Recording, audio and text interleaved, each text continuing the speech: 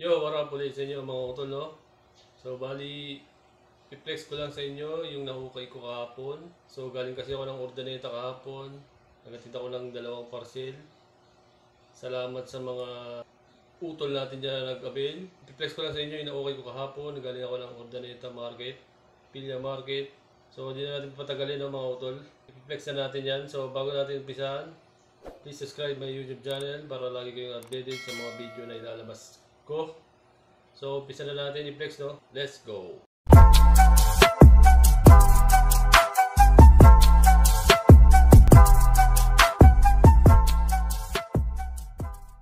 So, yung mga utol, una na natin dito sa pants na nakuha ko. Yan, GRKC.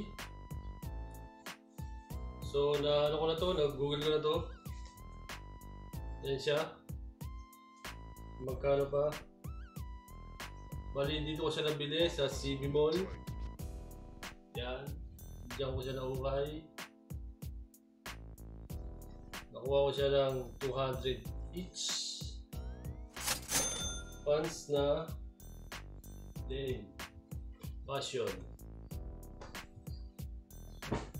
Kasunod sa Pilya Market, itong 2 Dickies.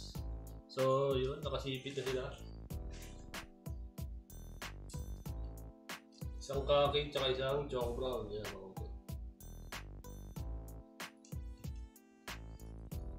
nakuha natin sa Pilya Market. So 300 each. Tawaran natin ng 550. Dalawa na sila. Yan, nag-collection na naman natin ito. Wow! Ang sarap! Tapos last, meron pang dumating na parcel. So, unboxing na rin natin. Nabuksan ko na rin siya.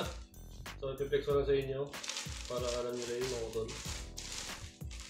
So, shoutout pala sa seller na lagi kong binibilihan ng pants. Pants kasi ito eh. Bali, pangatlong pants ko na ito sa kanya. Kay Madam James Clothes.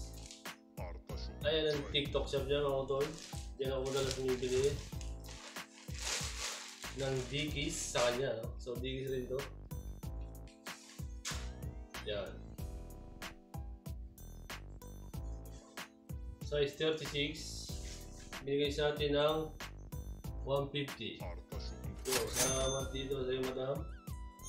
So itong dalawa na to, nakapost na to dito sa page ko. Yan. Sa FB page mga utol. So check nyo na lang dyan at papalo na rin. Dito na lang ulit mga utol. Maraming salamat ulit sa panonood. Sa mga hindi pa nakasubscribe, no, subscribe nyo na ating YouTube channel para lagi updated sa mga video na ilalabas ko ng mga utol. So ganito na lang ulit. Kita-kita tayo ulit sa next video. Peace out.